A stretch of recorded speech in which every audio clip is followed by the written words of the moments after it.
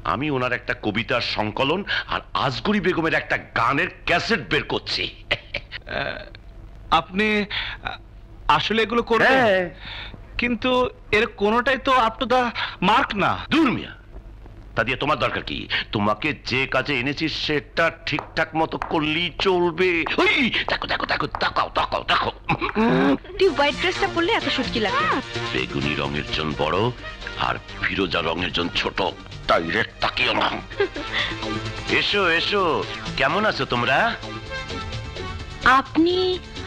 আপনাকে তো ঠিক চিনতে পারলাম না। হাসির রহমান, ওই যে সেদিন তোমার বাবার সাথে এসেছিলাম। ও মাই গড, হঠাৎ তো ইয়াং হলেন কি করে? আমার বয়স কিন্তু খুব বেশি না। বাও কি তেও, মায়ের কয় আও কম। তা শুনলাম আপনি নাকি মায়ের গানের ক্যাসেট বের করছেন। ইনশাল্লাহ। বাবার কবিতার বইও নাকি বের হচ্ছে। হ্যাঁ হ্যাঁ, তাও বের হবে। আপনার মতলবটা কি শুনি? মতলব? এখানে মতলবের কি দেখলে? যত ভালো মানুষই সাজেন না কেন, আমি কিন্তু সবই বুঝি। ও কি বলছে আমি তো কিছুই বুঝতে পারছি না। অত ন্যাকামি করতে হবে না। কথা থাম তো, তুই চুপ কর আপু। এই যে শুনুন, আমার মা বাবাকে ঠকিয়ে যদি... ছি ছি ছি ছি ছি, কি যে বলো। শুনেছো পলাশ কি বলে ওরা? আপনি? আমারও তো একই প্রশ্ন। এটা আমাদের বাড়ি, আপনি এখানে এসেছেন কিভাবে? আমি ওনার সাথে এসেছি। হ্যাঁ, ও তো আমার সাথেই কাজ করে। তোমরা চেনো নাকি ওকে? খুব ভালো করে চিনিও নাকি? উনি আপনার সাথে কাজ করেন? হাও? সে অনেক কথা। তা তোমাদের দেখা হয়েছিল কোথায়? সেও অনেক কথা, দুজনে মিলেছে ভালো। আয় আপু। আরে কথা, ওর মেজাজটা একটু চড়া, সারাদিন কিছু খায় না তো, ডায়েট কন্ট্রোল করে, তাই এমন চটাং চটাং কথা বলে। কিছু মনে করবেন না প্লিজ।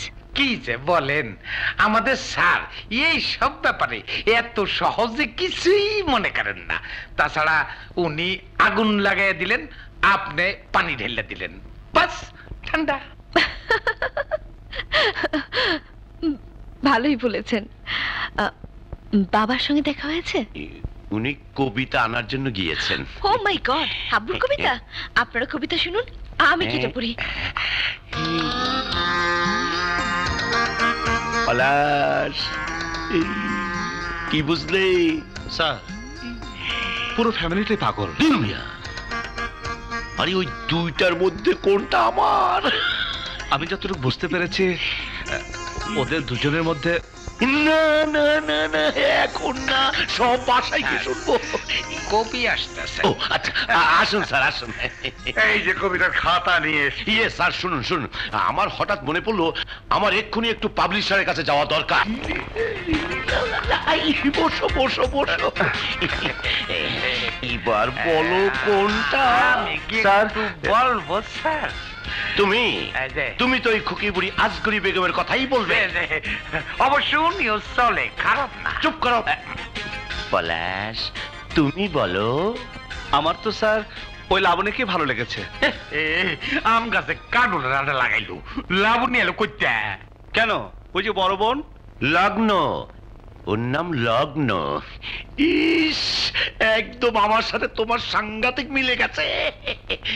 আর ওই ছোটটা আজ তো একটা গোখরো সাপ, কথায় কথায় ফস করে ওঠে। শয়তান। উঠো দাদা, আমাকে কি আমরা তো পছন্দ করছি বড়টারে, এখন কি করতে হইব তাই বলেন। আরে বলবে তো তোমরা, আমাকে জিজ্ঞেস করছো কেন? আমি কাল সকালে এই বিবাহের প্রস্তাব নিয়ে যাই। বেকুবের মতো কথা বলো না তো। তোমার নাম শুধু শুধুই দৌলত রেখেছো, পকেটেও কিছু নেই, মাথায়ও কিছু নেই।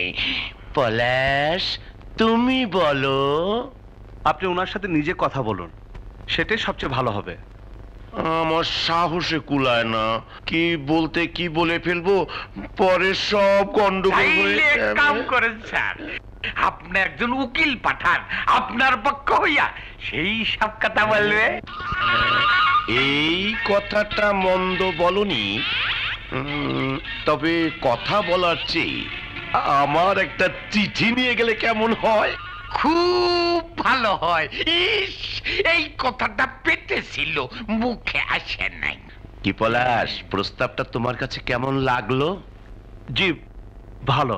হ্যাঁ, তাহলে আজকে রাতে সুন্দর করে একটা চিঠি লিখে ফেলো। তোমার ভাষা জ্ঞান আর হাতের লেখা দুটোই ভালো। তারপর কাল সকালে তুমি আমার হয়ে লগ্নর কাছে যাবে।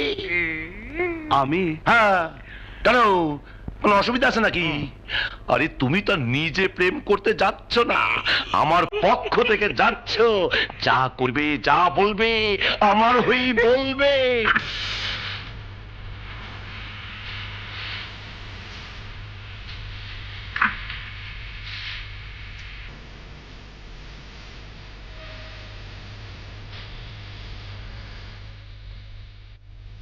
Excuse me. হুম? আরে আপনি আসুন আসুন, বসুন প্লিজ। হঠাৎ আপনার কাছে এসেছি। আমার কাছে? স্ট্রেঞ্জ। কেন? এতে আশ্চর্যের কি আছে মিস মিতা? মিতা?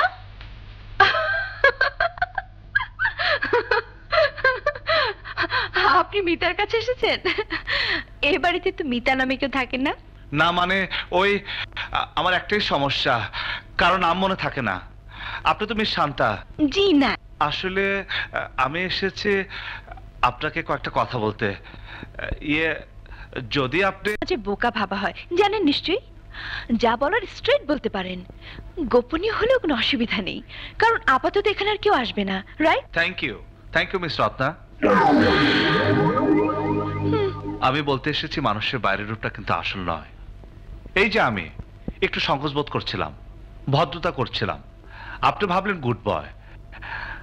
আপনাদের সমাজের ভাষায় বোকা। আসলে আমি কিন্তু বোকা নই, আমার বাইরের চাকচিক্য কম, তাই বলে আমি আনস্মার্ট নই।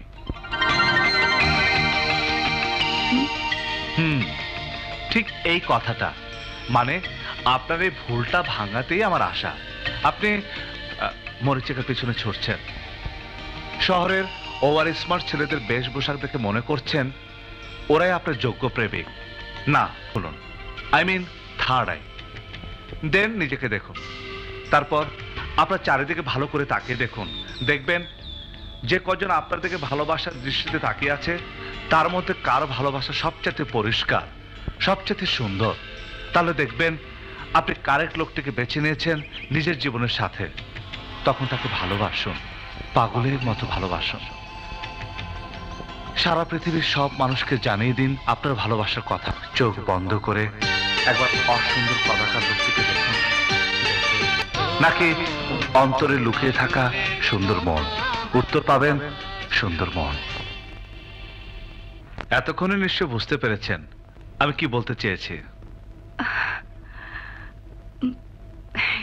ধন্যবাদ। একজন সুন্দর মনের প্রেমিকের প্রথম আহ্বান, প্লিজ। আমি চলি।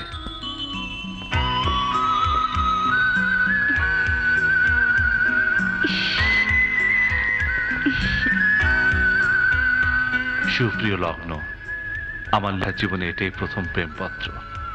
তোমার কাছে আমাকে যতই কুৎসিত মনে হয় না কেন, একবার ভালোবেসে দেখো, আমার মনটা তার চেয়ে অধিক সুন্দর ও পবিত্র।